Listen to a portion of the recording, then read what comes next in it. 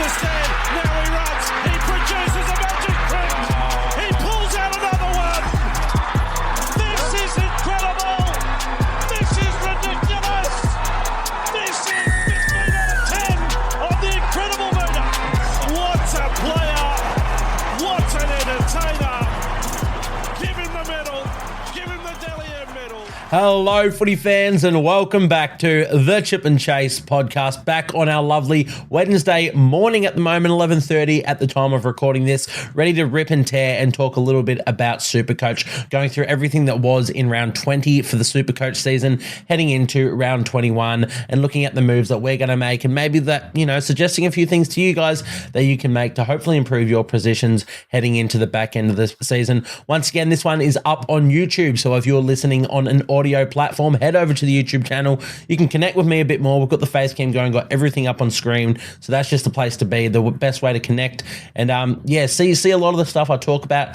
A lot of you may be visual learners, and this is a bit easier for you. So I do highly encourage heading over to the YouTube to watch this one, but let's get right into it nonetheless. As you can see, if you are watching on YouTube, we have how we went in round 20 up on screen with a score of 1,261, top 8% of scores for the round, which is all right. We'll get into the team in a bit. We ended up going up 1,047 places, so now into a season rank of 8,364th overall, which is the top 5% of all players at the moment. Total score, 22,045. So really happy to be going up, especially in 4-digit going ups. It's good to see thousands and not, 3, want to be moving up a lot quicker and getting 4-digit going up, green arrows. It's the stuff we love to see. Now, 1261, it's an interesting one. Happy with it. Happy with most of the side. But there's one big, glaring issue or glaring thing that we didn't have, which we'll get into in just a second, that really, stunted how far I could have went this week. Predictions all throughout the week and who I captained and whatnot. I was looking to have a fantastic week until one player, I'm sure you guys can guess if you're a super coach or even fantasy player who that player was. So let's get into the team and let's discuss that one before we get through anything else. Down at fullback, Reece Walsh. We've got him in. Lehigh Hopewate, our other fullback. So you can see there's one player missing, and that is Tom Trbojevic. Let's have a quick look. I think he finished on 170, something like that, which is gutting. We put out our post last week about the best 3 sort of fullbacks that aren't James Tedesco for the run home. We included Tom Trbojevic, Reece Walsh, and Kalen Ponga. You guys would have known I was all over that Reece Walsh train, and we got him in, and I'm happy to do that. But 174 points from Tom Trbojevic last week against the Titans. Season killing. So that's maybe a top 50 score of all time in Supercoach, and to not own that and not captain that is absolutely killer, which is why I'm really happy to get the green arrows that we did, especially as high as we got those green arrows, because to not have Tom Trbojevic and do that is a massive, massive thing. But, what can we do? It was gutting to watch. It was a very tough watch. I had to not turn off the game, but it really felt like it. What can you do? That's Supercoach. We know Tommy Turbo can have these. That's the risk you run with not owning him. I was happy to go Reece Walsh, and after Reece Walsh in the early round went really good, thought we were off to a great start, and I'd, made a great decision in doing so. Turned out not to be the case, but we'll work into that. Let's go through the rest of the team before we discuss Trbojevic in further, because of course he will be the topic of this episode. I think he'll be the topic of the season from now on, to be honest, but a lot of things to consider with him. Let's go through the rest of the team. Harry Grant at hooker scored a 74. Really good to see him back up from Origin. Meant we didn't have to play Jake Simpkin. Now, we did get Jake Simpkin as an AE because we did end up looping this round. But 40 points from Jake Simpkin as well. Not actually that bad. Look, if he's someone I have to plug and play when Harry Grant is out, I'm happy to just get 40 points. I don't need much. Hooker's not the best position at the moment. Even with Connor Watson went and scored 30 with a sin bin, and I think he's the best option at hooker this year at the moment. So didn't end up, actively playing Simpkin, which is good. But we did get his points as the AE, but 74 from Grant, 40 from Simpkin. Happy with those. Terrell May, 54. He did update quite nicely, which is what we need. I think he only punched out about 45 minutes. I was hoping for a bit more. I was hoping for a higher score and more minutes out of him, but in the end, 54 points we take from a front rower. Addin Fonua-Blake, 103 from him. Fantastic. We had a few tough ones when we started with him, when we got him a few weeks ago. Let me down a little bit, but he's come back in a big way the last couple of weeks, and happy to see 100-plus scores from Addin Fonua-Blake, one of the only front rowers in the game that can really do so. Really happy with that. Of course, Jack de Belin did not play. Samuela Fainu, one of our reserves, 43 points from him. Not the best, but it's something. It's, could be a lot worse, I suppose. He's someone we've been looking to sell for a long time. He's been our target to get him to Angus Crichton. Whether or not we do that, we will discuss in the trade section of this podcast. But for now, we'll just worry about that later. But 43 points from him. Into our actual second rowers, we have David Fifita, who scored 88. Bit cheese there. I'm pretty sure he got a try assist or something like that. I didn't think he personally should have got, but he got it. 88 points we take. 77 points from Josh Curran at front row. Now, there was a try in that, but God, his work rate was phenomenal. He played about 70-odd minutes just at front row, so lovely to have him for the back end of the season. It's making me sort of think about, do I need Terrell May for the run home now? I'm not sure. I want a ticket to Angus Crichton. Samuela Fainu, he's the ideal best player to get rid of because everybody else in my team is just a better player, like for a Supercoach, not necessarily in general. But Samuela Fainu is also the lowest price point across all of my second row, front row forwards. Maybe it's time to move a Terrell May on to Angus Crichton. We'll have to see. But with the way Josh Curran's playing, the way Addin Fonua-Blake's playing, and I still have Jack de Belin, who can play front rower, and Samuela Fainu at a pinch if I need him to. Maybe I don't need Terrell May. We will have a look at that later. But Josh Curran, 77. Really happy with that. Beau Fermor, unsung hero of my season, to be honest. For a lot of the season, we've been looking to move him on and always been like, oh, yeah, next week we'll do this. Next week we'll do that with him. It's never ended up happening. And honestly, I've grown a bit of an affiliation with him. Affiliation, not sure that's the word. I've got a bit of a connection with him now, and I don't really want to move him out of my side. So, Titans don't have any buys to come. The way he's playing, he's center wing dual as well. So if I need to, if there's any injuries down in the center wing and I want to get someone else in, maybe I just drop him back down and let him run there, but I think I'll run with him for the season now. Scored a nice little try to get himself to 78 points. So, big ups, Beau Fermor, absolute king. Britton Nikita didn't play. Homole Olakawatu did not play, and Viliami Fifita did not play. Moves us into our halfbacks. You can see here our captain was on Dill Brown, who also did not play on the bye. That allowed us to do the loop this week, and that was what brought Jake Simpkin in as our AE. Dill Brown, big ups as my captain. Sam Walker, 39 points as one of my reserves. We weren't too confident in him this week. Against the Melbourne Storm, he can have some low ones. I'm actually decently happy with a 39 from him because he's always at risk of single-digit scores, to be honest. It's quite scary with Sam Walker. Didn't have the biggest hopes for him, but again, he's someone we brought in a couple weeks ago with views for the rest of the season. I really like the Roosters draw. I really like the way he plays. He's one of those players that I watch. I'm just happy to own because he's exciting and fun to watch. Him and Reece Walsh and players like that. Tom Trbojevic, if I owned him. Yeah, so 39 points, not the best, but hey, not the end of the world. Jaden Campbell, 42. Now, let's talk a little bit about Jaden Campbell here. A lot of people moving off him this week if you own. I can't for the life of me understand. 109 break even. They've got the Dolphins this week in Queensland. Yes, it's not. I don't believe it's at Seabus Super Stadium.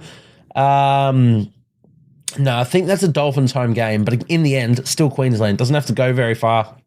Dolphins can concede points. Titans can score points. I think he's the best 5/8 for the rest of the season, to be honest. If you want to move him, sure, he is at 800k. There's a lot of price to be made there. If you had the duels and you could flip him to a Nathan Cleary, you're actually making 50k or something like that, which is pretty impressive. Might even be more than 50k. But I think Jaden Campbell's the best 5/8 for the season, for the rest of the run home. Again, Titans no buys. If he stays fit, I really, really like him. So 42 points in a game that they got absolutely trounced by Manly. look, he's got upside. Keep Jaden Campbell is my advice to all of you who own. I certainly will be. Jai Gray, 58. Happy to have him scoring around that for, until I move him on. If I move him on, we are getting low in trades, and we will be speaking about what our plans are for the rest of the season when we get to our trades. Moving into our centre wingers, Dominic Young, 72 points, one of the only try scorers for the Roosters, so that was good to see. Ruben Garrick, 81. He just keeps pumping them out, looking really good. Manly are looking really good, so happy to sort of load up on a few of them. Do have the Roosters this week and then the bye coming up, so just be a bit wary with that if you don't own them or if you're looking to get a player like Tom Trbojevic. But if you own them already, like I do with Ruben Garrick, loving life. Greg Marju, 76 points. Again, Knights didn't look good, but Greg Marju is one of those players who crashed over for a try, and that meant he got the points, and we reaped the rewards of that. Really happy with the 76. And Alex Johnston, 74. There was 2 tries involved in that, so not actually the best score, the player that we brought in last week.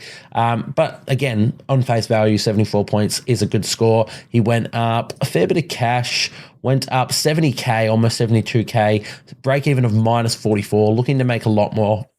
Again, we sort of brought him in with the idea that he will be our sort of 6th or 7th centre wing for the run home, someone that we just play on matchups. We don't need to play him all of the time. So I'm happy to have brought him in and got those points. Whether or not we play him this week, we'll get to in the Sid v starts.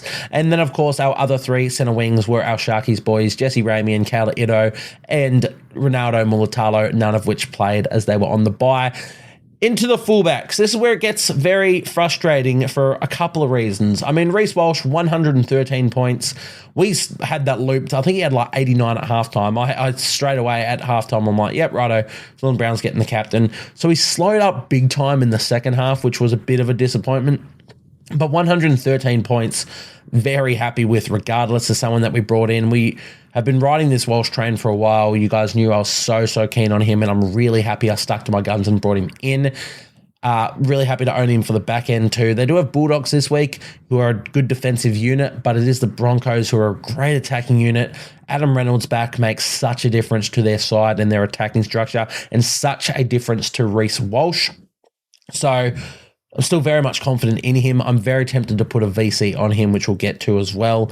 But yeah, happy to get that. As I said, he was the VC this week, which meant we looped him and doubled the 113 to 226.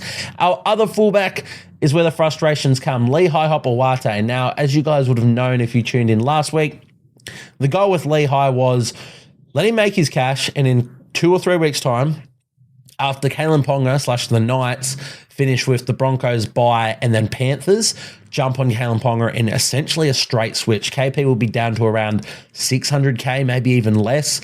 Lehigh, he would have been up a lot more. He scored 36 in this one and then went off straight after. So could have went a lot higher. I assumed with how Manly were playing, he would have went a lot higher.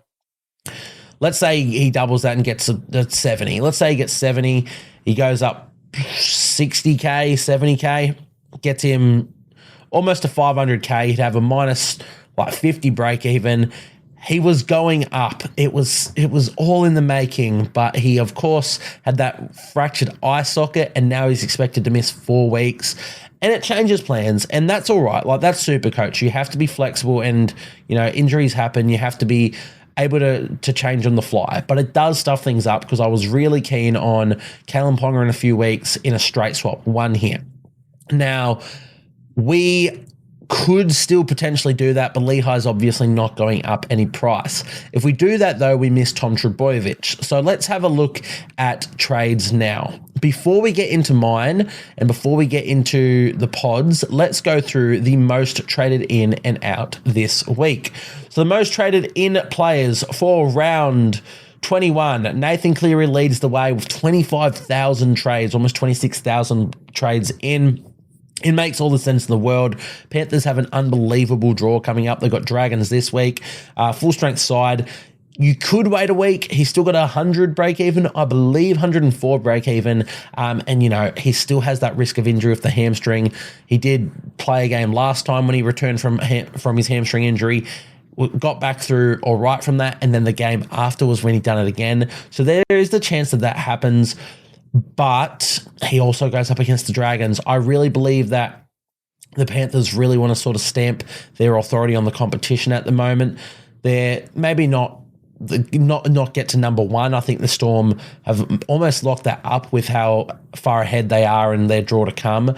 But I think the Panthers will want to lock up a top 2 spot so they can get a home final. I really think, they've been getting through. They've been getting a lot of wins. They're second on the ladder or something as is, but they haven't been where I thought they would be, and I think they know that too. I genuinely think that they're going to go hard for the rest of the season. If they rest at the end, which they probably will, Nathan Cleary will be a prime candidate for that. So you have to be wary for that if you've got trades for that. However, I still think getting him in this week is a great option against the Dragons. Next up, Tom Trbojevic, the second most traded in player. Makes a lot of sense. I mean, we all saw what he did against the Roosters. You want a slice of that. Sorry, not against the Roosters, against who'd they verse? Titans. They versed the Roosters this week, which is why I'm a little bit hesitant to do it. So they do have Roosters this week, followed by the bye. So a tough matchup. If he gets 100, which he very well could, it's a little bit tough, but is it going to fully hurt you? Maybe not. I don't see him going bigger than 100, but I could see him going 50 or 60 at the same time as Tom Trbojevic. So who knows? The buy throws me off a little bit. The problem is minus 30 break even. He's going to go up an absolute mozza. He'll get up to 900, almost $1 million. Even if he gets injured, which we know he can, at that price point, you can move him to anyone in the game and then some. Like, if he did go down, I could move him to KP, free up like 300K, and then get an Angus Crichton for Samuel Lafanu and 2 hits. So it's actually not the end of the world if I did that, which is why I will be looking to, spoiler alert, I will be probably looking to bring him in. Nothing set in stone yet, but I will be he's in my plans at the moment. In saying that, I do think it's a great opportunity to anti-pod him. Tough matchup into bye.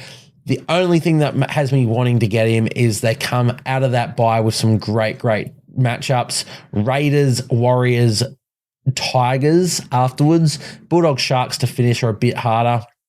But yeah, that Raiders, Warriors, Tigers is scary, and we know what Tom Trbojevic can do. It's a very tough one. I think people bringing him in definitely have no qualms against it, but just consider a few things before you do it. I don't think there's a right or wrong in this sense, but definitely a very scary player to not own, so I understand if you do make that decision. The next most traded in is Casey McLean, bottom dollar, name for the Panthers once again, right about to cash in on price. We mentioned the Panthers draw already. He's another one. He looks the goods. I really liked his defense in the last couple of games he's been playing. Someone who's very young, still very raw, but has a lot of talent. So I'll be looking at bringing him in myself. Below that, Hamaso, don't like this as a trade in. I just think that the Dolphins have a pretty tough draw to come. I'm not the biggest on it. They do have, Titans this week, which he can score a few points. He is center wing eligible, so he could be all right there, but it's not really for me, to be honest. And then the next most traded in is Angus Crichton. A lot of people who probably sold before Origin or just never got him in. This is the time that they wanted to do that. This is always where I plan to get him back in. Whether or not we can accomplish that is another story. But yeah, good trade in. We'll quickly run through the rest. Adam Fanua-Blake is a good trade in. Reece Walsh is a good trade in. Payne Haas is a good trade in. Harry Grant, a decent trade in, but I'd still be looking for a Connor Watson. Not sure what the price point is at the moment, but I still think Connor Watson's the best to own for the run home.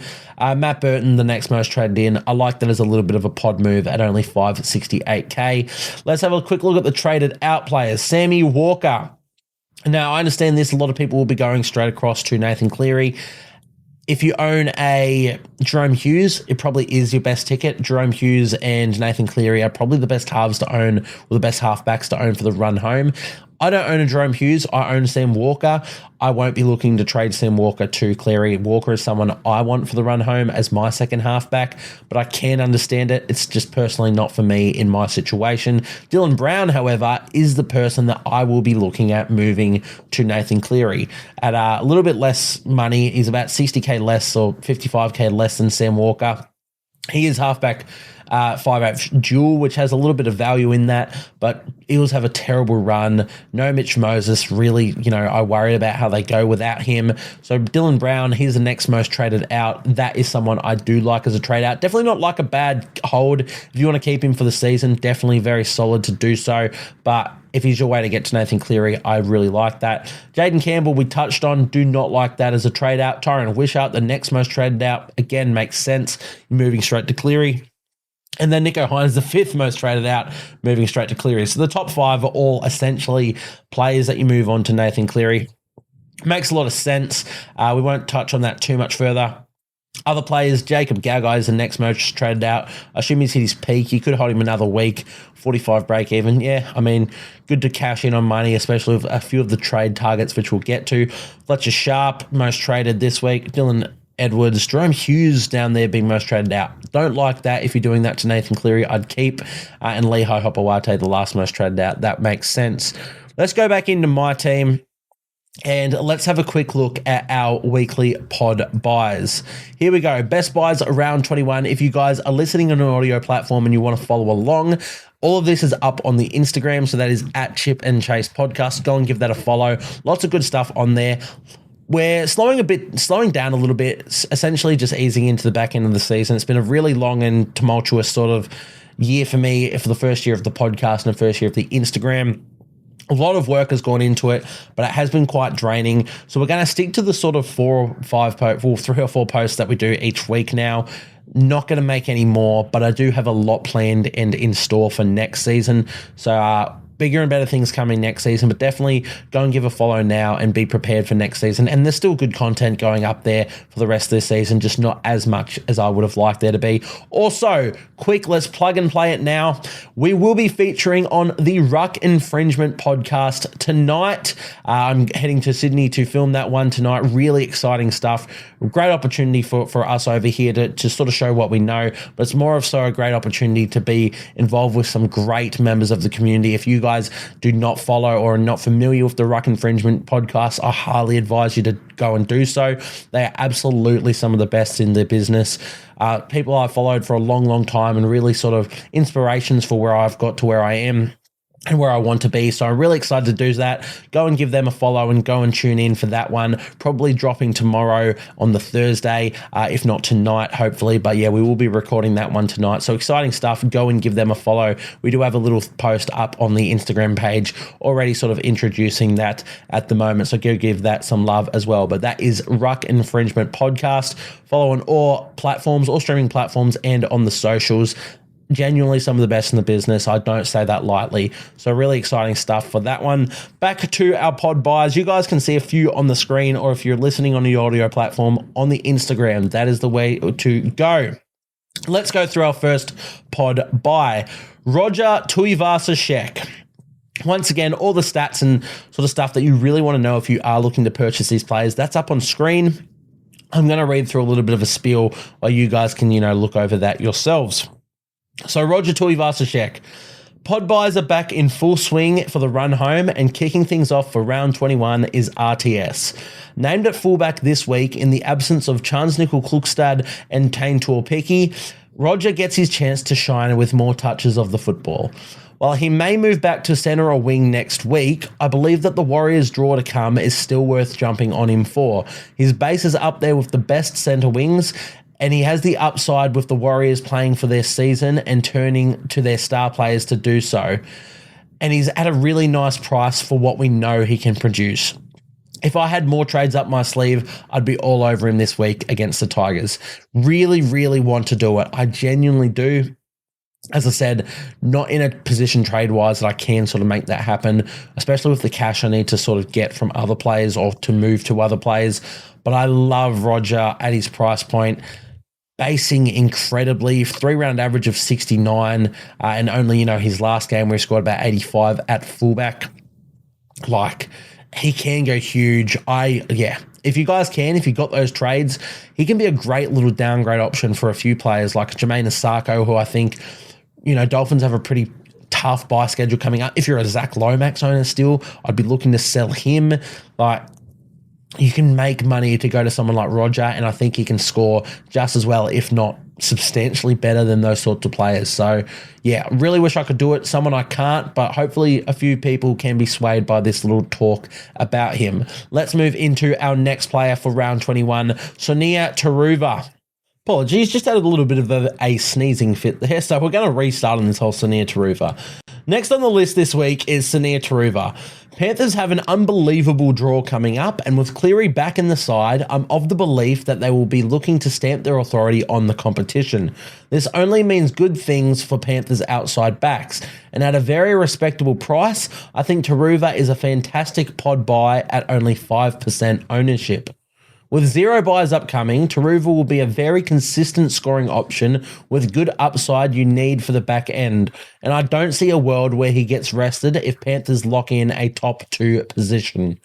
Good opportunity to free up cash by moving away from high ownership and high price centre wings such as Jermaine Asako that we mentioned in the Roger Tuivasa-Sheck one. Yeah, really like it. I mean, look at that draw. Dragons, Knights, Eels upcoming is mental. Even Storm in a 4 weeks time. We know he can still score pretty well in base, and we know Panthers, they can score regardless of who they're up against. Yeah, I really like it as well.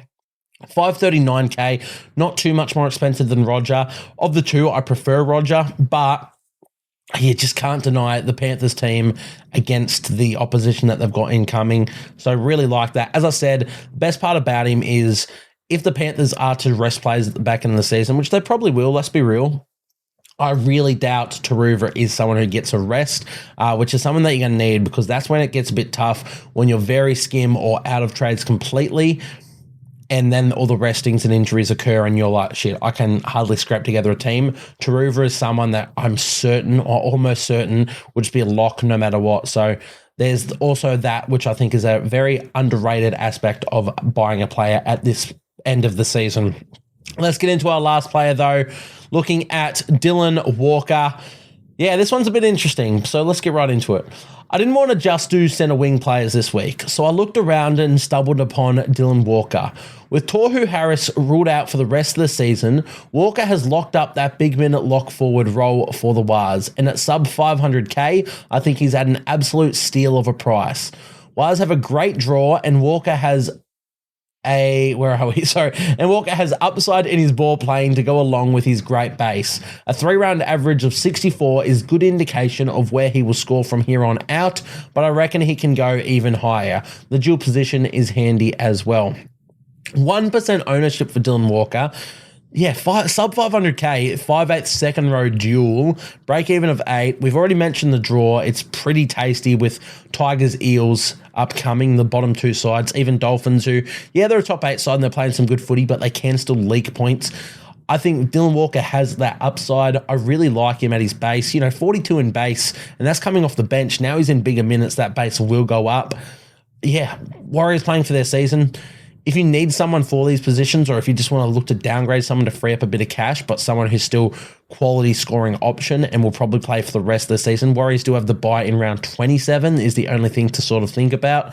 But yeah, quite big on Dylan Walker. So that is our final pod player. Once again, up on the Instagram. Go show it some love. If you are watching the video, go follow the Instagram and give that post some love, especially if you're going to follow any of the advice and jump on those players, because it really helps us out. If you're liking these posts and get them out there to the world, it is just, you're helping us out and we can do this a little bit more. I say we, it's just me. I do everything here. It's a tough gig. Let's look at the trades that I want to make this week. We're still recording. I've realized I've missed the whole talking about the ins and outs of round 21, the teamless changes. So before we get into my trades, let's switch things up and go and talk about the ins and outs for round 21 for all the teams. Starting with the Warriors and the Tigers taking place on the Friday. Yeah, no Thursday game this week, which is a bit of a bummer. So Warriors, as we said, Roger Tuivasa-Sheck is at fullback. Moala Graham-Taufa comes in at centre for Adam Pompey, who was out, and Edward Corsi comes onto the wing. Taintor Piki out, and as I said, Tuivasa-Sheck shifts from wing to fullback. Not too much else going on there. Very much a stock standard forward pack, halves, and interchange. For the Tigers, there's a few changes going on here as well. Latu Fainu gets his start at halfback, the young gun, with Aiden Caesar suspended. suspended for 2 weeks. Stafford Toa gets a run at centre with Adam Dewey being arrested, allegedly, which is interesting. Beyond that, their forward pack, Isaiah Papali'i returns at lock forward. Ruben Porter starts at second row, with John Bateman actually loaned back to the Super League for the remainder of the season, which is an interesting situation going on there. Look, let's quickly just talk about that. This is why I'm so keen on Warriors. I think the Tigers get trounced. They go across to New Zealand. They've had a long, long season. They've got a back line of like 20-year-olds. That's it, or younger. It's crazy. Oh, sorry, not a back line. Yeah, almost an entire halves, an entire spine minus Api Coruscant. It's, I think the Warriors have to put on a statement. Tigers, look, you've had a good season, and I don't mean good as in they've actually gone too good, but they've tried. They've blooded a lot of new guns. It's been a long and tough season, but I think it's been good for them, and I think even if they come last this season, they've gone a lot better this year than they have in other years. So I think this is where the petrol runs out of the tank, and I do think the Warriors put on a nice little score here. So this is where I'm starting to load up and look at matchups more heavily. Throughout this season, it's not really been of the case where there have been too many teams where you're like, load up on them. But the Tigers, I think they're definitely in that boat now and probably have been for a little while, to be fair. Eels Storm up next. We're going to try and speed run the rest and just talk about little things where we can. The Eels, Sean Russell comes back in on the wing. This is after their bye, of course. Jake Tungo is still the other winger. Blaze Talangi moves into the centres. Clint Gutherson at fullback. Dejan Arce at halfback with Mitchell Moses out for the season. Their forward pack is now Wiramu Greg at front row with Regan Campbell-Gillard. Sean Lane and Bryce Cartwright start in the second row. Ryan Madison at lock. So the outs for them. Charlie Geimer is now out for the season. Lorenzo Mulatalo is out after his debut a couple of weeks ago.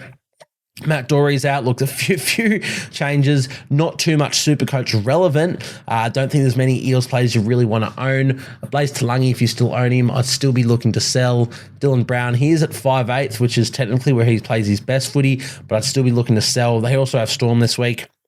On the flip side, for the Storm, load up against the Eels. This is where I'm going all in. For them, not too many changes, though. The big one is that Cameron Monster has been included in the extended squad at jersey 20. So big chance he comes into the side. Christian Welch and Nelson Asafa-Solomona also named on the bench after missing last week. Let's move into the Broncos and the Bulldogs. Broncos, no changes here.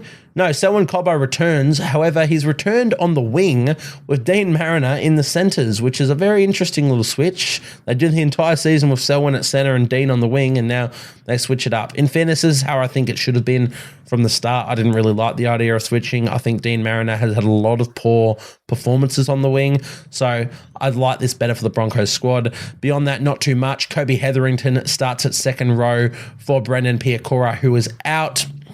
Not too much from then on. Bulldogs, any changes for them? No, they've actually named the exact same 17 that they ran out with last week. Onto the Cowboys and the Sharkies. Cowboys, Valentine Holmes is actually starting on the wing, leaving Jackson Purdue and Viliami Vailea in the centres. Of course, they are still without Murray Taulagi. I assume when Taulagi comes back, I believe it's next week, Holmes will shift back to centre for one of those two in Purdue or Vailea, and Taulagi will come in. But it is interesting to see Holmes get the shift out to the wing. I still think he's a better winger than he is. I think he's one of the best out-and-out wingers in the competition. So it's sort of always stuffs me around when they move him too much, but I think he's a better winger than he is any other position. Not too much else going on for the Cowboys. For the Sharkies, Liam Eason makes his debut at fullback for William Kennedy, who was suspended for touching a referee, which is the most bullshit thing I've ever seen, because the referee runs in front of him when he's trying to make a cover tackle. Bogus stuff, but what can you do? Good to see Liam Eason get his debut. Not too much else of note for the Sharkies. Royce Hunt starting again at front row, and CSF Talakai also back onto their bench. Then the Roosters and the Seagulls. Nothing doing for the Roosters that I can really see. Terrell May moves back to the bench. Lindsay Collins starts, and Spencer Leniu is also the other starter, which is interesting, but I don't think it necessarily plays too much into Supercoach. I assume Terrell May will still get the same minutes that he got last week. It might even be better for him coming off the bench when he comes on against tired players. So we'll have to see how that one all goes. For the Seagulls, Ben Trbojevic starts at centre, with Tommy Talau moving to the wing and Lehigh Hopewate out injured. Daniela Paseka comes into the side at front row and Nathan Brown drops back to the bench. Not too much else there. Dragons, Panthers, nothing going on for the Dragons. I believe Max Fiane is still at centre. Christian Tuipulotu still on the wing with Ravalawa still dropped. Faitala Mariner is back into the side at second row. Not too much. They have dropped Blake Laurie, but again, not Supercoach relevant. And Jack Bird's still on the reserves. So I have to see if he actually breaks his way into this side. But I thought he was really good before his injury. So it'd be a bit tough if they leave him out of this side for an extended period. Hopefully it's just sort of to do with that injury and not necessarily, form or anything like that. Because I think that'd be quite tough on Jack Bird. For the Panthers, not really too much of note here. Just the fact that all of the Origin players return. So that's your Jerome Luai back at 5'8", Brian To'o on the wing, Isaiah Yeo back at lock forward, Liam Martin at second row. The only one not returning, of course, Dylan Edwards, who is out injured. Dan Laurie still lines up at fullback. Casey McLean still in the centres, so that is the one that we will be looking at in a second. And Nathan Cleary, of course, at halfback. Dolphins, Titans, what have we got going on here? Dolphins, not much of note. In fact, I think it's the exact same 17. Is it the exact same 17? Yes, exact same 17. And the Titans are also not changing anything. Very interesting to see that AJ Brimson is, still out of this one, but this time he's not even in the reserves, I believe. No Brimson in the reserves at all for this one. So hopefully it is just sort of more towards that injury. I believe it's still that groin injury that he's troubling with. Raiders, Rabbitohs, what is going on here? Nothing of note for the Raiders. For the Rabbitohs, Michael Cheekham shifts to centre with Richie Kennar out, which brings Jacob Host and Tallis Duncan, and now the second rowers, Keon Kalor-Matangi, stays at lock, which is great signs. They're doing everything they can to play anyone but Keon at second row. So I think, Keon, I think he's a lock going forward. We'll have to see next season when Wayne comes in. He might change things a little bit. But for now, Keon Kalor-Matangi is a lock forward. Beyond that, not a whole lot for the Rabbitohs, and that wraps us up for the team list changes. Let's get back to my trade situation. Who am I trading this week? Well, let's do the obvious ones. We want Nathan Cleary, so Dylan Brown, let's just do that one in one hit. Dylan Brown to Nathan Cleary. Should have brought in Luke Brooks, the GOAT. If only he could have been scoring that like he was when I owned him, essentially. Beyond that, Casey McLean, we want him for his cash, which is where we'll go Cal Ito down to him just because I prefer everyone else in my squad to play for the rest of the year. I could go Greg Marju out since Sharks have no more buys and I trust them a little bit more, but I don't really want to have three Sharkies. I think that's all it is. So we'll just sort by points. I think he scored about 52. Where'd we end up with? Casey McLean, 52 points. We bring him in, bottom dollar, frees up 300K, leaves us 546 in the bank. However, this is where we will probably use a boost. Oh, I've just absolutely smacked the shit out of my microphone. Apologies if you guys heard that. The last trade, I think we will be doing Lehigh Hopewate to Tom Trbojevic. As I said, we wanted to keep this sort of for a Luke Brooks trade. And not Luke Brooks, I've just seen his name and said it. We wanted to keep this for a Kalen Ponga trade, and that was the goal. I don't think it's going to happen anymore. I think Tom Trbojevic is a bit too scary to own. Again, you don't need him this week against the Roosters and then a bye. The problem is if you don't get him this week with his break even, you don't get him at all, and you have to anti-pot him for the season. And I'm not willing to do it. I can't do that. I'm already anti-potting Tedesco. If I have to sit and watch every week of Trbojevic and Tedesco just killing it and I don't own either, I'm going to lose my mind. So I think I'll be bringing in Tom Trbojevic as my third trade this week. That's my final boost of the season. Leaves us with 4 trades remaining. Now, with our side, I am insanely happy with it. The only player I don't have that I really, really want is Angus Crichton. Now, I could do that in one hit. I've got 186K in the bank, almost 187K. I could do Terrell May to him in a couple weeks' time if I wanted to. Potentially something I will look to do. But for now, I'm going to sit on my hands. I think four trades remaining. I'm literally just going to keep them in case of injuries. My team is sort of top to bottom insane. I'm really happy with it. As I said, the only player I really want is Angus Crichton. I think I can do that in one hit in a couple of weeks for Terrell May. Probably after that Roosters bye is when I'll look to do it. But yeah, this is sort of where we're going to sit for the season. As I said, 4 trades, essentially 3 if we do end up doing that Crichton trade, made a Crichton. They're just for injuries and restings at the back end. I'm not going to be doing anything else. If there's an injury next week to a gun player that I really need to get rid of, like need their money and need to get someone playing in, I'll trade. But if it's something to a center winger, when I've got this many playing center wingers, maybe I just don't and I just wait. It's all sort of, touch and go. 4 trades is not where I want to be sitting at this end. I was hoping to save a lot more earlier. It never really fell that way. Of course, injuries have been absurd this year, so I'm not the only one in this boat. And in fact, I'm pretty sure there's people in worse boats than me. The only reason I'm so comfortable to only have 4 for the rest of the season is because of my depth. It's something that we've been saying, like, sure, if a hooker goes down, I'll probably trade, I say a hooker. If Harry Grant goes down, I'll trade him to someone else because I just don't want to play Jake Simpkin for the season.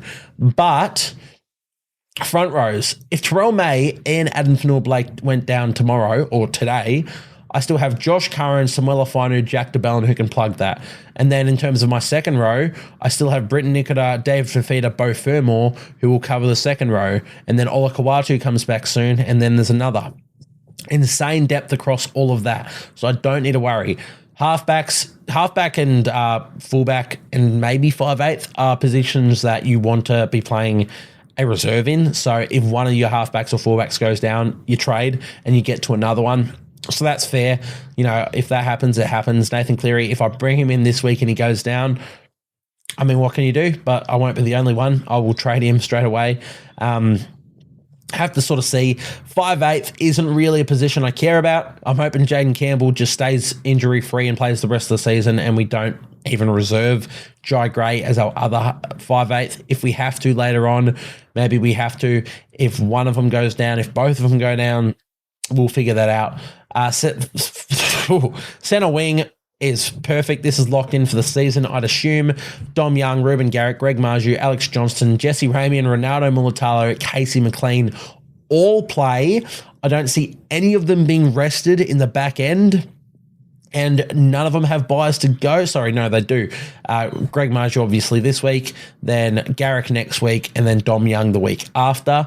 But again, only one sort of player each week. I can live with sort of covering them. So I think this is where I want to be.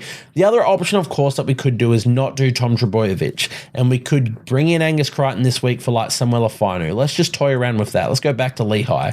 The problem is, it means I still have Lehigh. I still have a fullback that's not doing anything.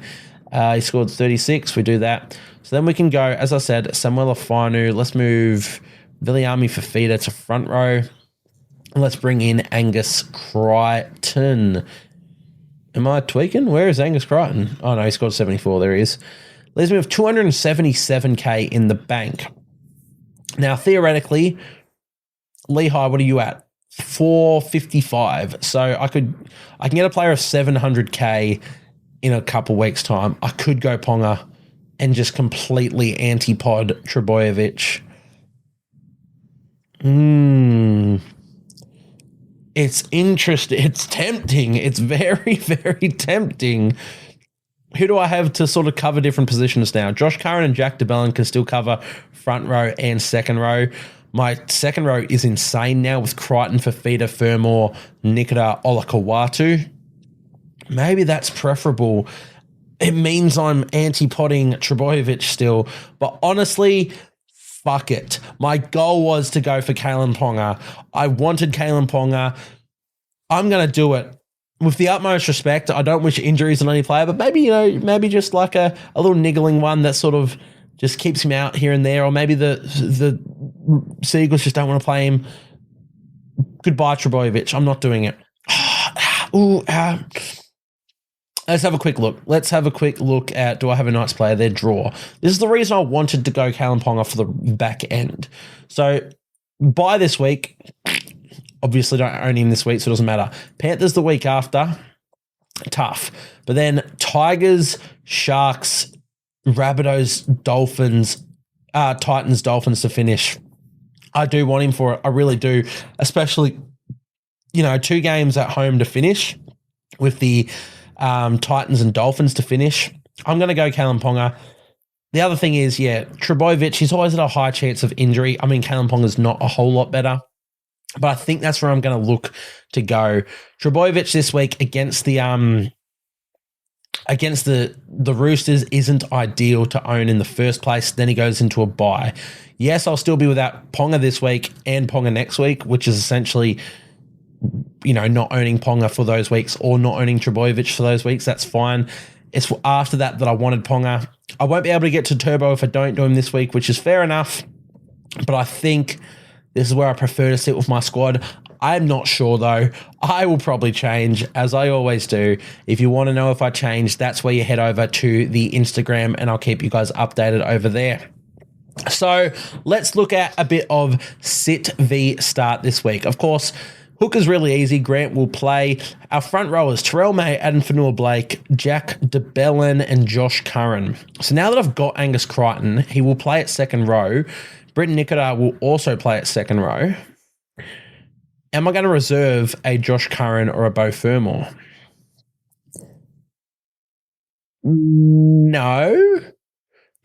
But am I going to play Josh Curran over a Terrell May this week? Yes. But then I wonder, why do I even keep Terrell May? Why don't I trade Terrell May? Maybe I go back to Trbojevic, who we were talking about.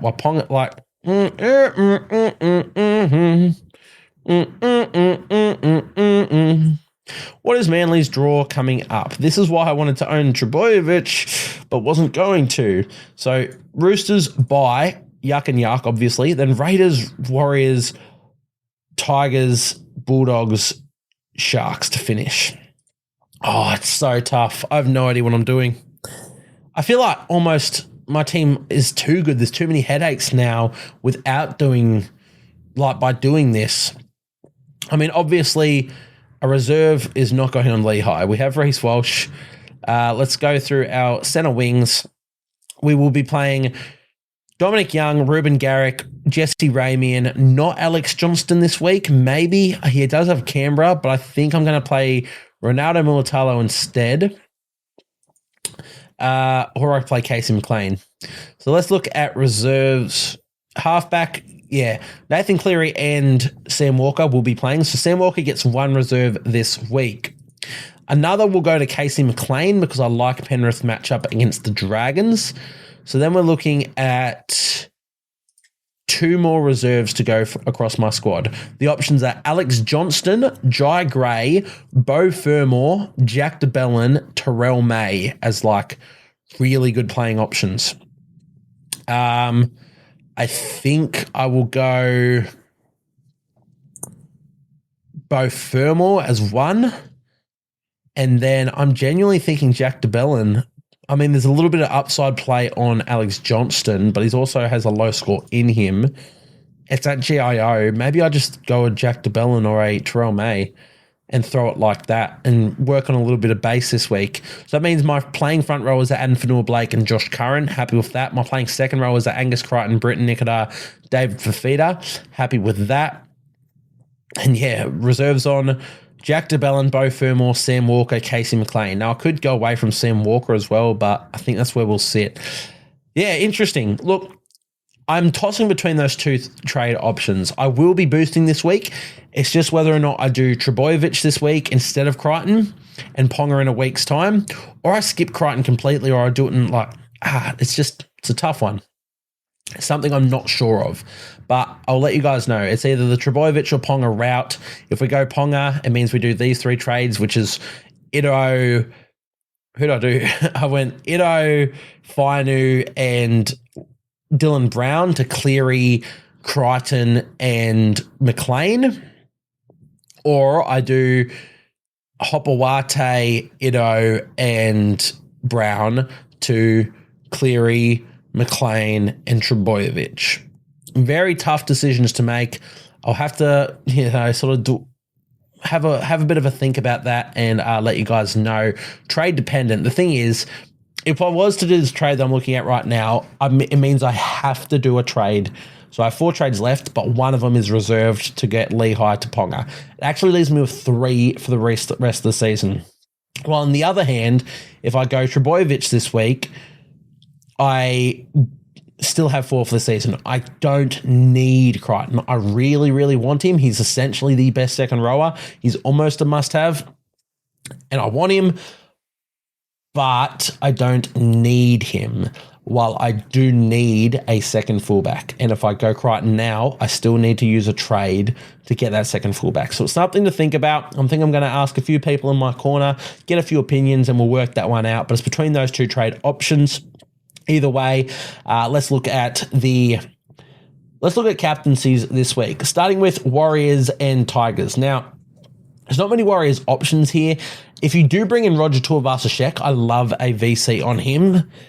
Tigers, obviously, you don't touch. If you own Adam Fanua-Blake, you can VC, but, his upside is sort of limited to 100, so not really for me, but it's big balls if you wanted to do. It's not even that big balls. Yeah, I wouldn't be doing that. Roger Tuivasa-Sheck is an option. Parramatta and Storm. Now, this one's interesting. If you own a Ryan Pappenhausen, I like that. If you own Jerome Hughes, I like that as a VC. I'm not sure too many others. Eli Katoa, if you want to be sort of out there, if you own him, you can do that. You could even do a Harry Grant VC. I actually don't mind a Harry Grant VC, something I might consider. Then we have Broncos Bulldogs, so that's where you're looking at a Reece Walsh, but it is a tough matchup with the Bulldogs defense. So not too certain of it, but I'll probably look towards Reece Walsh there just because I love his upside.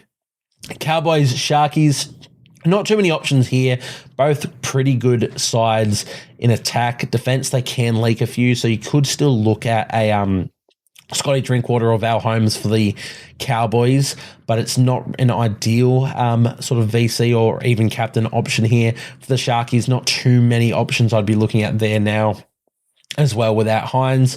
Roosters, Seagulls, this is tough because that's where the 2 best fullbacks in the game come into it. That's your Trbojevic and your Tedesco going up against each other. So you could captain one of them. If you own both, you can captain one, but you can't do the other.